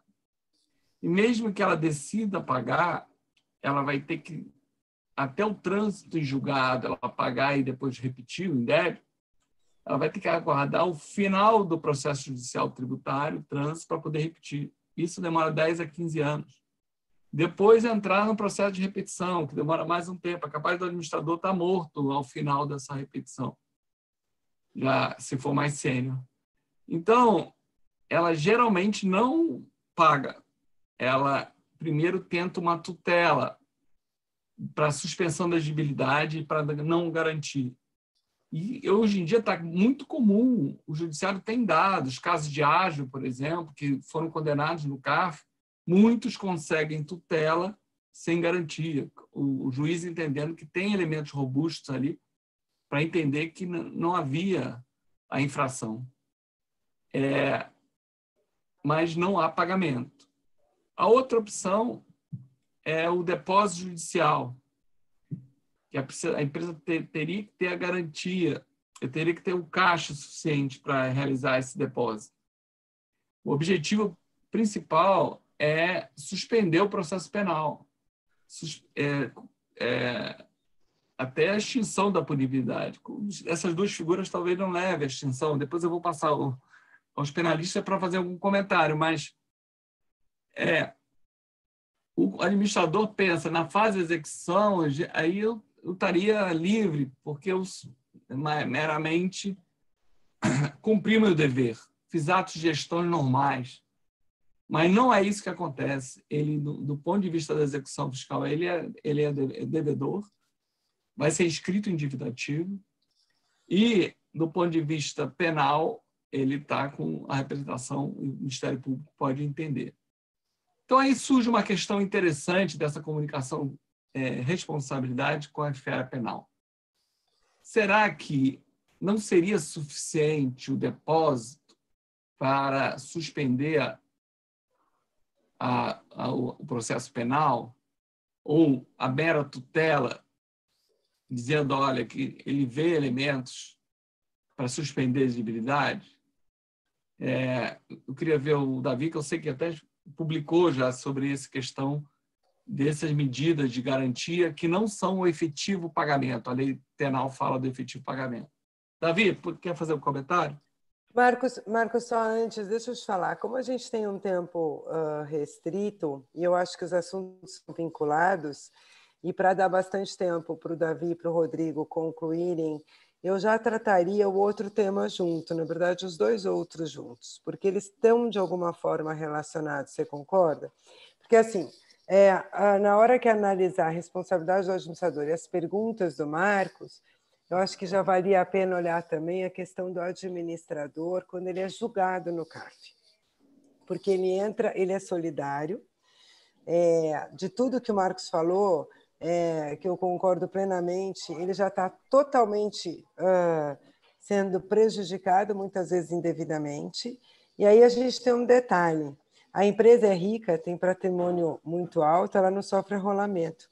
Ele sofre arrolamento de bens, porque ele não tem patrimônio. Então, pela lei do arrolamento, ele está falando a única casa onde ele vive e a empresa não tem que arrolar nada, o que é mais um absurdo. Mas, tirando isso de lado, vai lá o conselho e julga. O que acontece? Você tem o voto duplo da Fazenda, que normalmente mantinha casos assim por voto de qualidade, assim como mantém multa, como restabelece exigência, até que a delegacia já tirou. Aí veio a sociedade, ficou muito chateada com isso, e aí, como todas as vezes que existe uma reação, a reação tem a força da ação, né? Então, a gente tem aquele pêndulo que nunca chega no equilíbrio, e aí a gente teve uma alteração legislativa que falou assim, não existe mais o voto duplo. A dúvida está objetivada, cancela-se a exigência fiscal. Tem várias discussões sobre a constitucionalidade disso ou não, entendo que não é, mas nada disso vem à discussão agora, porque a gente está aqui num ponto específico que é o penal. Para esse fim e efeito, o que acontece? A lei que trouxe essa alteração, inseriu 19 ENA 2522 para tirar o voto de qualidade, ela tem fundamento na própria exposição de motivos, no artigo 112 do Código Tributário Nacional, que diz que, na dúvida, e ela cria a figura de dúvida ao tirar o voto de qualidade, tem um empate, na dúvida, você interpreta-se da maneira mais favorável em relação à existência ou não de infração, a punibilidade, a imputabilidade e a sujeição. Eu entendo que essa norma é de cunho híbrido. Muitas vezes, alguns entendem até que a própria norma de não persecução penal teria um cunho híbrido, mas eu entendo que esta, especificamente por estar pautada no 112 do CTN, é uma norma de cunho híbrido, sim. Ela tem um conteúdo eminentemente material, de que dúvida objetivada interpreta-se a favor do réu. Muitos juízes têm aplicado a retroação só para punição fiscal. Eu não vou discutir a retroação para o efeito da exigência do crédito tributário. O que eu vou dizer é o seguinte, tem uma portaria que veio e tentou se suportar também num parecer da Procuradoria assinado pelo ministro Guedes, portanto vinculante para a administração tributária, que diz que essa regra não se aplica para a sujeição passiva. Portanto, a sujeição passiva continuará sendo votada por voto de qualidade, ou seja, aplica para a empresa, não aplica para o administrador. Tirando todo o absurdo disso, e que, obviamente, volta à discussão, mas tirando tudo isso, o administrador tem responsabilidade por votos de qualidade, aonde hoje está uma dúvida objetivada, tendo em vista a aplicação do 112, tendo em vista que para esse tipo de exceção é uma responsabilidade solidária por infração, eu entendo, e aí eu queria ouvir também, se isso não afeta no âmbito penal, no sentido de, no mínimo, para fins penais, se entender que essa dúvida objetivada elide a punição penal. E, por fim, já levando a última questão, que é eminentemente penal, de tudo isso que a gente falou, seja a apropriação indébita, seja a questão dos solidários aqui, seja a questão da pejotização, isso é suficiente para retirar do lucro da empresa e adquirido alguma coisa, dar o crime de lavagem? Isto pode dar per si ou ensejar o crime de lavagem a partir desse uso desse dinheiro, que é o último ponto nosso, só porque daí eu acho que ficam livres os penalistas para tratar para a gente. Aonde que a gente chega nesse crime de lavagem? A gente recentemente viu atribuir lavagem a uma dívida de CMS. Eu já vi atribuir lavagem à pejotização. Que nível de ilicitude, que prova eu tenho que ter? E, se for uma apropriação indébita ou não, eu não tenho que esperar julgar, e é só um julgamento administrativo. Se eu tiver, como o Marco disse, uma tutela no judicial ou garantido débito, a lavagem já prescreve, já vai correr? Então, isso é importante. É isso. Obrigada. Muitas questões. Tem que ser agora, você se vira nos 30, Davi. E o Rodrigo também. E agora vocês vão se alternando e a gente agora acabou. A gente só vai ouvir vocês. Vocês sabem, doutor Davi, doutor Rodrigo, que as perguntas da Karen, como disse uma pessoa que assistiu a última live, já são uma aula. A própria pergunta já é uma aula. Então vamos lá, Karen. Nas 3 horas que eu preciso para responder as suas perguntas, eu vou tentar ser bem objetivo e tocar só no principal. Talvez o primeiro comentário para efeito de responsabilidade penal, a formalidade da posição do sujeito dentro da empresa é de menor importância, né? É muito comum a pergunta, não, mas eu não estou no contrato social. Isso não é relevante para fins de aferição de autoria. O autor é quem dá causa. Ponto. Né? E como os tipos penais aqui são todos dolosos, a gente pode recortar para a questão da consciência, né? O importante é quem, número 1, tomou consciência da ação fraudulenta, isso, né? Como regra de experiência, eu diria o seguinte: a responsabilidade penal tende a escalar quanto mais, digamos, poder decisório aquela fraude necessitava, né? Então, se nós estamos falando ali de um uso episódico de uma nota falsificada, isso tende a ficar nos níveis hierárquicos mais baixos, porque não é razoável admitir que um tema desse tamanho tenha escalado na hierarquia. Na outra ponta, um planejamento tributário não seria implementado sem um executivo validar aquela escolha, né? Ah, mas eu sou diretor de vendas, eu nunca participei das decisões. Essa é uma defesa plausível. O que recomenda às empresas o que se vem chamando de compliance tributário. Num ambiente de desorganização empresarial, você vai ter dificuldade de provar essa ausência de conhecimento, né? É verdade que o ônus, em tese, é preponderantemente da acusação, mas se tivesse ali uma ata formalizada dos assuntos, enfim, alguma forma de mostrar que esse diretor de RH, venda, sei lá, não participou da tomada de decisão financeira, tanto melhor, né? E é importante lembrar que existe a forma omissiva também, né? Essa demanda que o sujeito tivesse o dever de agir para impedir o resultado se tomasse conhecimento, né? Em resumo, não adianta terceirizar a responsabilidade penal para o mordomo dos crimes tributários, que é o contador, quando fosse parte do seu dever conhecer aquela estrutura, né? A delegação não é delargação, né? Não é você não larga na mão do outro, você tem o dever de supervisionar aquela delegação, né? Ou se você depois, me permite, Davi, se você me permite só uma, considerando a questão do mordomo, ou sócio falecido, né, que também era muito comum, né, essa situação, né? Enfim, mesa branca no direito penal. E um tema que vem crescendo no direito penal econômico, ainda embrionário, é a importação da cegueira deliberada lá dos americanos, que é o sujeito que, diante de vários indicativos esquisitos, né, red flags, como se diz, decide não conhecer para não nascer o dever de agir. Esse é um tema mais complexo, mas também não pode ser ignorado. Chegando na questão do crédito, né, Marcos, da exigibilidade do crédito, de novo, e aí talvez eu comece com uma observação sobre o voto de qualidade, né? De novo, o tema da assessoridade administrativa. Então, eu vou começar, Karim, pelo seguinte. Em havendo aplicação retroativa da norma, né, em a sua perspectiva prevalecendo de que ele é híbrido, e com isso houver a desconstituição do crédito, então, essa é a única resposta mais ou menos simples desse debate aqui.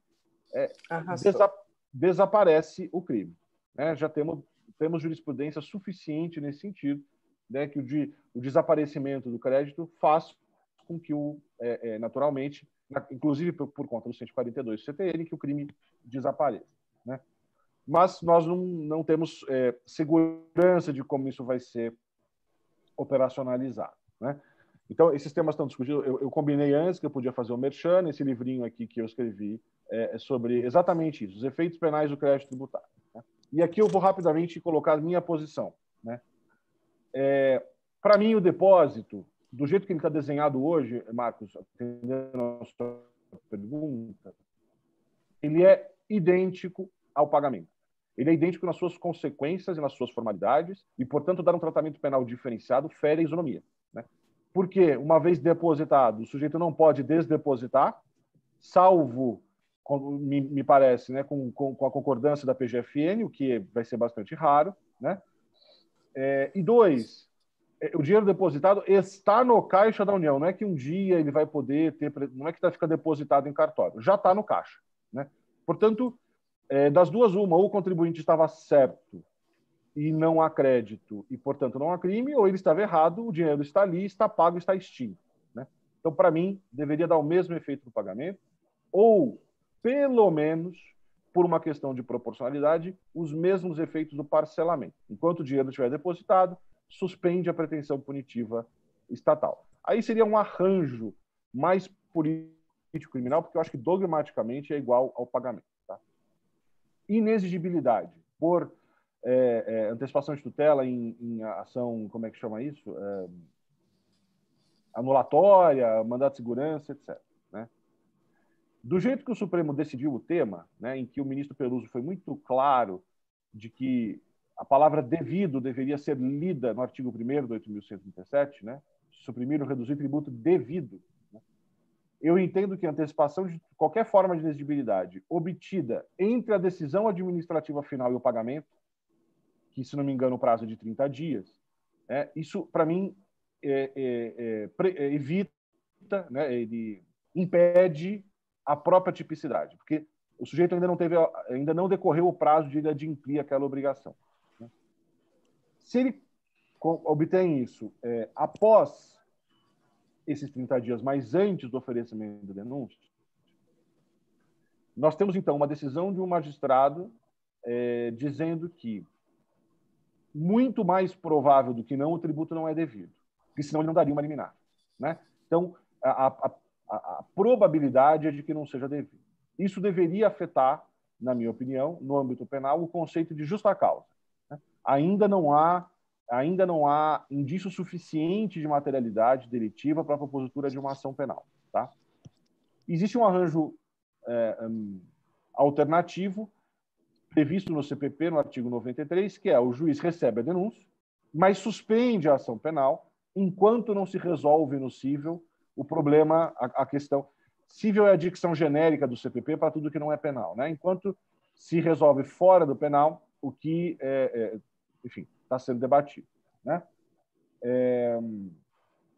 Agora, os tribunais são bastante conservadores em relação a esses arranjos que eu estou colocando aqui.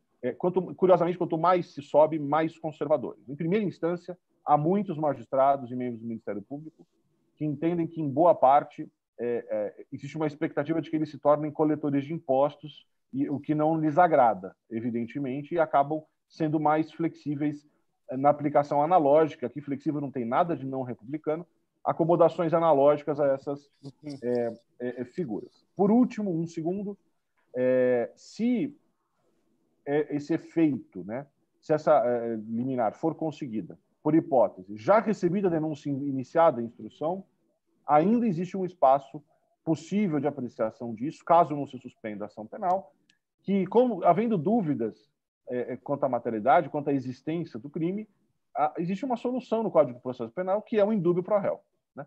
Então, se no campo extrapenal, judicialmente, a coisa avançou apontando para a inexistência do débito, do crédito, enfim, então eu acho que seria o caso de absolvição por indúbio pro réu.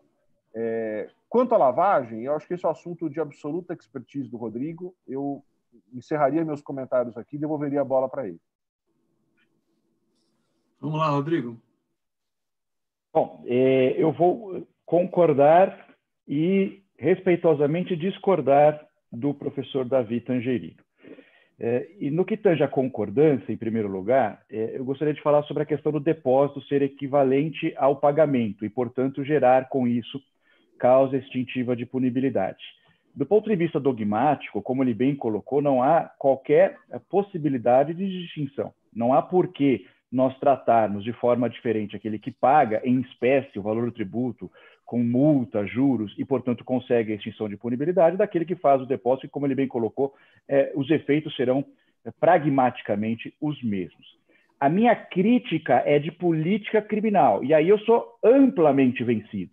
Ou seja, eu acho que o Brasil não pode ter, tal como possui há alguns anos, a possibilidade de alguém pagar a qualquer momento o débito tributário com multa, juros, etc., e ter em seu benefício a extinção de punibilidade. Isso só acontece, até onde eu sei, aqui no Brasil, pelo menos do ponto de vista temporal.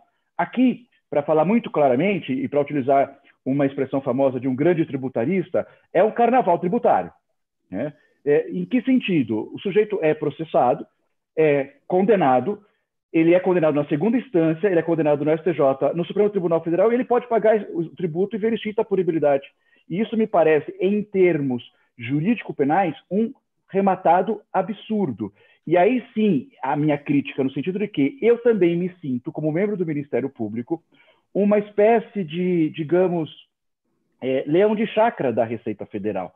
Porque eu ofereço a possibilidade de ação penal porque o sujeito, se tiver condições, paga e extingue a punibilidade. Então, a ação penal, em termos, tal como colocados hoje no Brasil, serve tão somente para coagir a pessoa que possui o recurso, né? Porque aquele que não possui o recurso vai ser processado criminalmente e vai sofrer uma sanção. Então, aí a minha crítica, mas é uma crítica em termos político-criminais.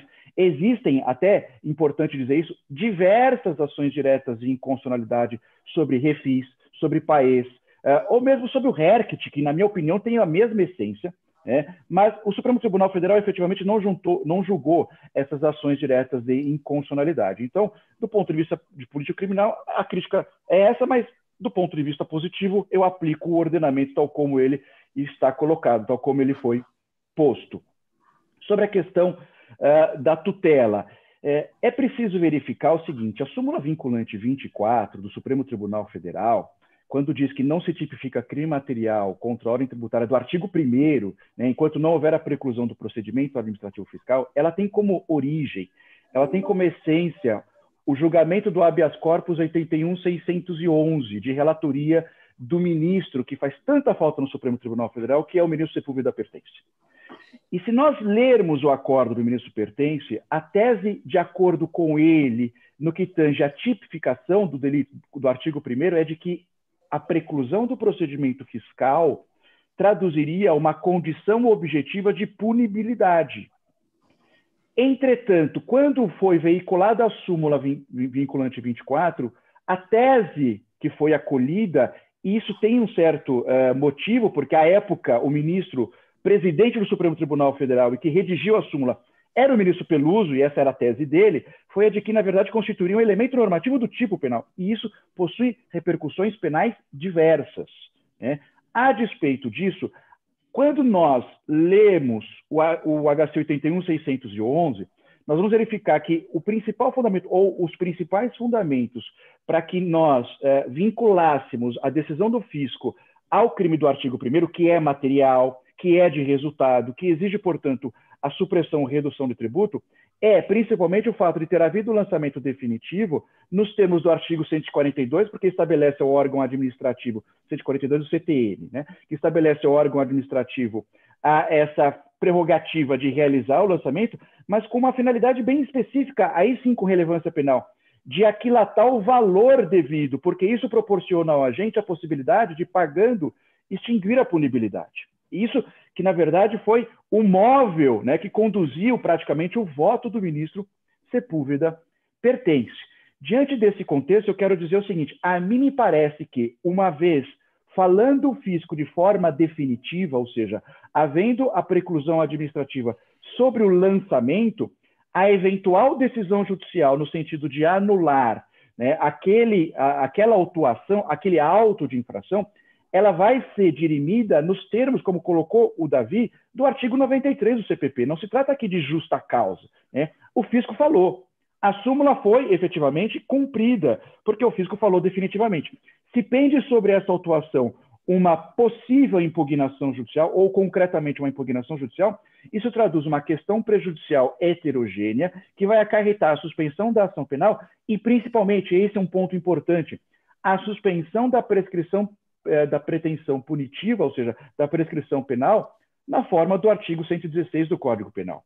E isso é importante porque, vejam vocês, o próprio Supremo Tribunal Federal, quando soltou o HC 81.611, teve que enfrentar a questão da prescrição e acabou indo pelo lado de que, na verdade, a preclusão começa quando da consumação, e a consumação ocorre no momento da preclusão do procedimento administrativo fiscal. Então, seria essa a minha primeira, talvez, discordância em relação ao que disse o professor Davi Tangerino. Sobre a questão da imputação penal, e aí ele fala com muita propriedade, essa me parece uma das questões mais polêmicas hoje no direito penal econômico, ou seja, a quem atribuir a responsabilidade, do ponto de vista da pessoa física, de um comportamento cometido através ou por intermédio da pessoa jurídica.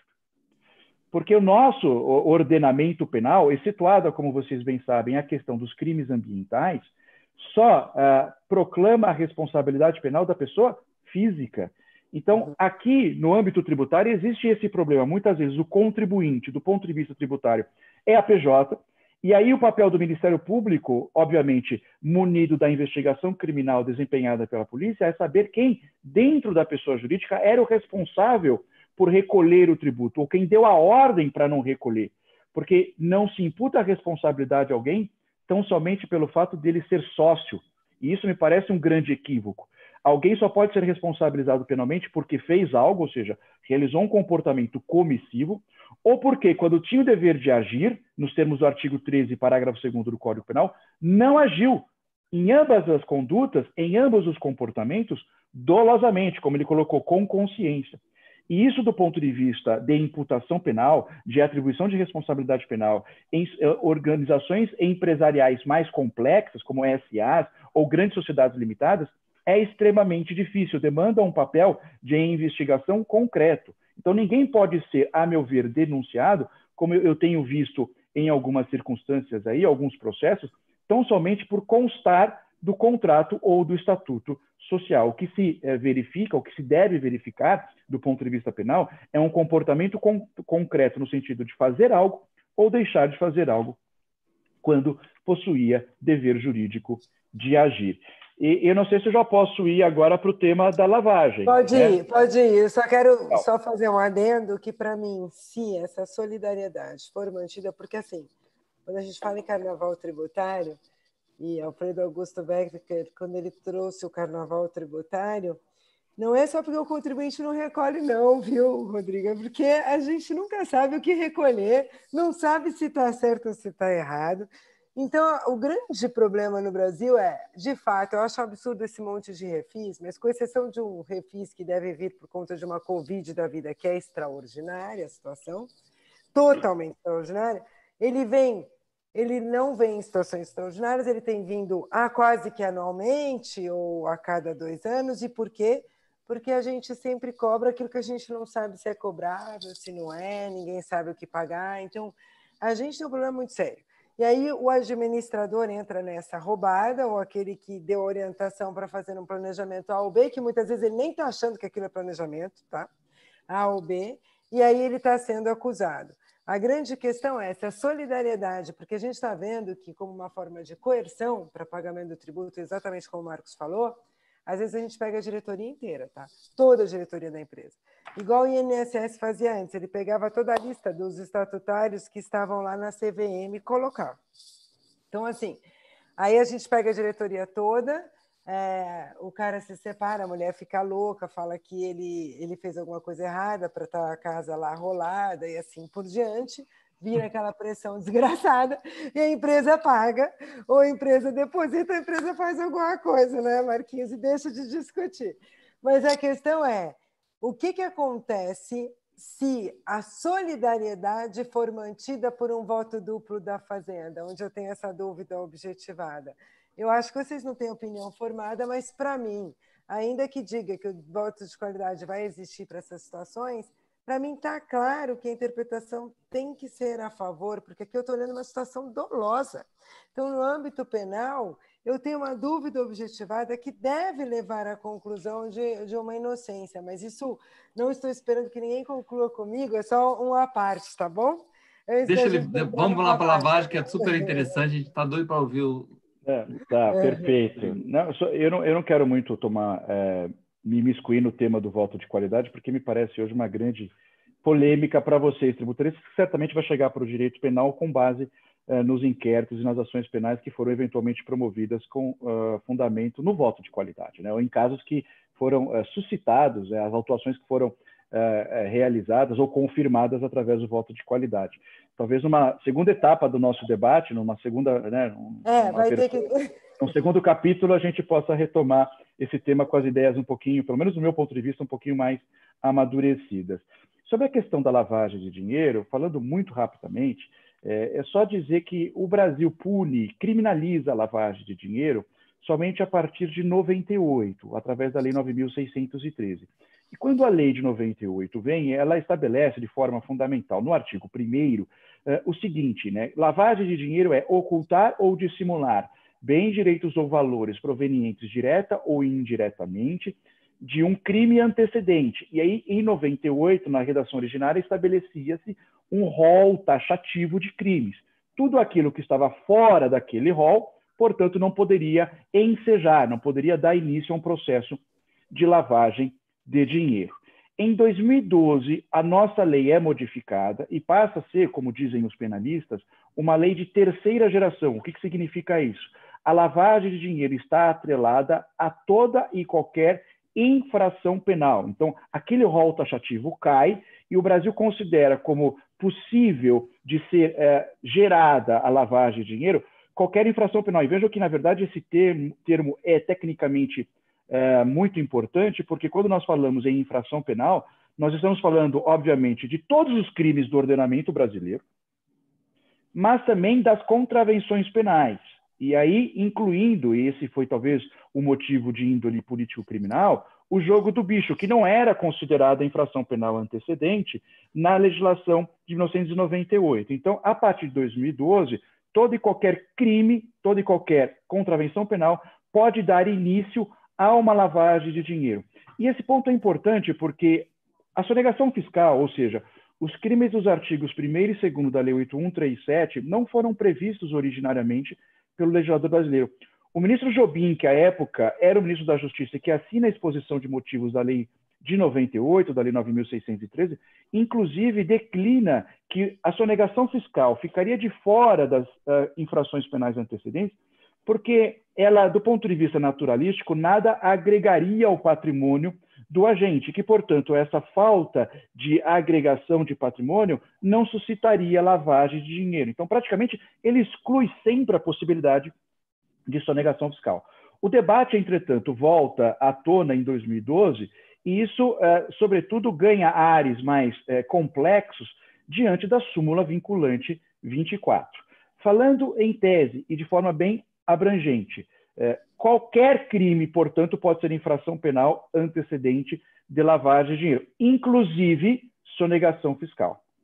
O que existe hoje, do ponto de vista doutrinário, e não só no Brasil, inclusive na Europa, é a possibilidade da sonegação fiscal, inclusive com base nessa argumentação do ministro Jobim, gerar ativos, gerar recursos que possam ser ocultados e dissimulados. E vejam que esse dado é importante, porque a lavagem de dinheiro, considerando inclusive o bem jurídico protegido, que, a meu ver, fica muito vinculado à ideia de administração da justiça, ou seja, um comportamento ou uma conduta que torna mais difícil o trabalho de investigação, torna mais difícil o trabalho de identificação de bens, ela necessariamente deve indicar uma ocultação ou uma dissimulação. Então, se eu pego o dinheiro proveniente, por exemplo, já que eu sou servidor público federal, proveniente de corrupção passiva, e compro uma casa e coloco essa casa no meu nome, isso não é lavagem de dinheiro, porque não houve ocultação e não houve dissimulação.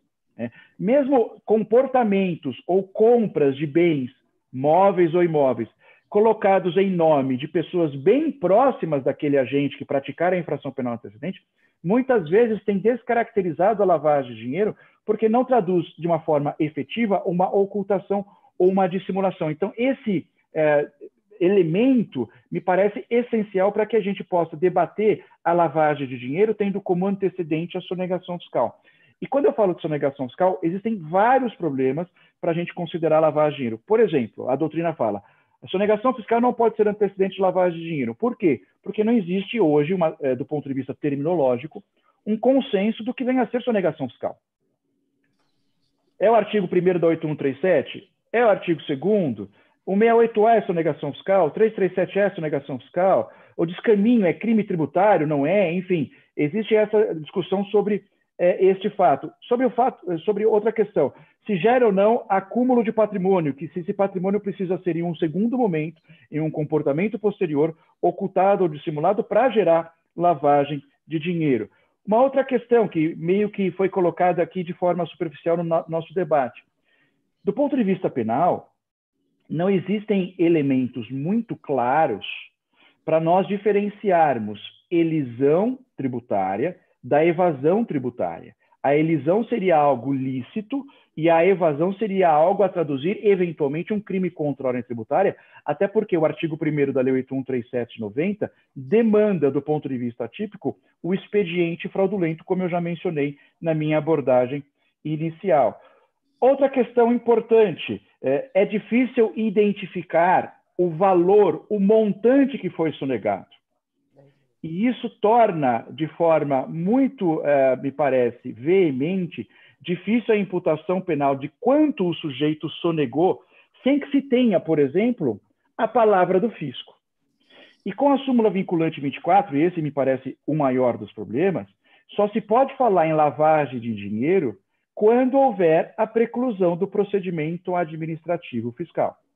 E vejam, isso porque, do ponto de vista do delito de lavagem, o que nós exigimos doutrinariamente é que a infração penal antecedente seja um fato típico e ilícito. Ela não precisa ser culpável, ela não precisa ser punível. Então, de acordo com a súmula vinculante 24, como a preclusão do procedimento fiscal é um elemento normativo do tipo, eu só posso falar em lavagem quando eu tiver a infração penal antecedente existente. E ela existe quando houver a preclusão do procedimento administrativo fiscal. Nós falávamos, por exemplo, sobre pagamento do crédito tributário como causa extintiva de punibilidade. Aí a pergunta é, se o sujeito pegou valores ou teve valores provenientes de uma sonegação fiscal do artigo 1º, digamos assim, já preclusa, com um procedimento já definitivo. Se ele pegar esses valores e colocar em nome de uma offshore que não existe, senão formalmente, isso pode gerar uma lavagem de dinheiro. Aí ele fala, se eu pagar, do ponto de vista tributário, o crédito com multa, juros, etc., isso vai impactar na lavagem? Não, não vai impactar. Porque a lavagem de dinheiro vai exigir, para a infração penal antecedente, fato típico ilícito, e o pagamento extingue a punibilidade, que não é requisito, neste caso, para a infração de lavagem de dinheiro. Então, esse ponto é importante. Do ponto de vista da súmula, qual é a grande preocupação que o Ministério Público tem se deparado concretamente? E isso, já digo a vocês, aconteceu por diversas vezes comigo. Uma grande investigação policial de, por exemplo, uma grande sonegação fiscal de determinado setor, envolvendo milhões e milhões, de acordo com a estimativa da Receita Federal, e com recursos que foram posteriormente ocultados e dissimulados. Então, em tese, nós teríamos sonegação fiscal e lavagem de dinheiro. Qual é o problema? Muitas vezes, o procedimento administrativo fiscal não está concluído, não está definitivo. Ou seja, eu não tenho o crime contra a ordem tributária, do artigo 1º, e eu também não tenho, pelo menos do ponto de vista jurídico, o delito de lavagem de dinheiro. A despeito disso, os valores continuam a ser movimentados, porque o mundo dos fatos caminha, de acordo com a súmula vinculante 24, em compasso diverso do mundo jurídico. Então, eu não posso, enquanto membro do Ministério Público, por exemplo, determinar ou pedir o sequestro dos recursos que estão sendo movimentados no Brasil ou fora do Brasil e que são provenientes, inegavelmente, de uma sonegação fiscal, por conta da ausência da preclusão do procedimento administrativo fiscal. Isso faz, e aí vem o grande problema, com que alguns membros do Ministério Público, deliberadamente ou não, acredito que não, entrevejam outras infrações penais antecedentes, que não propriamente o crime contra a ordem tributária, e que muitas vezes são mesmo consumidas, são absorvidas pelo crime contra a ordem tributária, como uma falsidade ideológica ou uma falsidade material, para que isso possa suscitar a infração penal antecedente que promova ou que dê fundamentação para um sequestro de valores de movimentações que dizem respeito ao Brasil ou fora do Brasil. Isso acontece nos crimes acessórios, como nos delitos de falsidade material ou de falsidade ideológica, mas também, como eu já vi em alguns casos concretos, e já apliquei, porque entrevi concretamente essa situação, uma associação criminosa, que é a antiga quadrilha ou bando, prevista no artigo 288, em razão de uma pluralidade de pessoas que está concertada de forma estável e permanente para praticar os delitos de sonegação fiscal, ou mesmo uma organização criminosa, que tem previsão hoje na Lei 12.850 de 2013. Ou seja, a súmula faz com que o Ministério Público, talvez de forma um pouco mais criativa, busque outras infrações penais, para que aí sim se possa concretamente, ou seja, no mundo dos fatos, no mundo de verdade, bloquear, inibir, através de um sequestro, uma movimentação de lavagem de dinheiro. É esse, basicamente, o estado da arte. Não existe concretamente hoje uma definição sobre a lavagem de dinheiro da cota introdutória, inclusive em problemas que são absolutamente complexos de mescla, ou seja, o sujeito está movimentando dinheiro proveniente de sonegação fiscal e que, portanto, nós poderíamos falar, se houver ocultação ou dissimulação, em lavagem, mas também dinheiro lícito. E isso, como é que funciona essa situação, já que você não consegue verificar ou mensurar aquilo que é proveniente de crime e aquilo que tem proveniência em uma atividade ilícita? Às vezes o bloqueio vai recair sobre toda a conta. Essa é uma questão que também precisa ser analisada. Qual é o grau de poluição, né, de contaminação desta conta em relação à infração penal antecedente? Mas acho que essas seriam, talvez, as questões mais candentes em relação ao crime contra a ordem tributária e a lavagem de dinheiro. Eu acho que a gente vai ter tanto assunto ainda que nós vamos ter que fazer uma segunda rodada. Por exemplo, eu tenho dúvida se um tributo declarado, eu não tenho a figura da omissão, só não paguei. Eu posso ter escondido dinheiro em alguma coisa, mas eu só não paguei. Eu não sei se isso levaria ao crime de lavagem, porque a lavagem, a meu ver, pressupõe eu trazer para o lícito aquilo que era ilícito, o que estava escondido, sumir com o que estava escondido. Então, a gente tem várias discussões, a gente tem várias dúvidas que a gente recebeu para debater.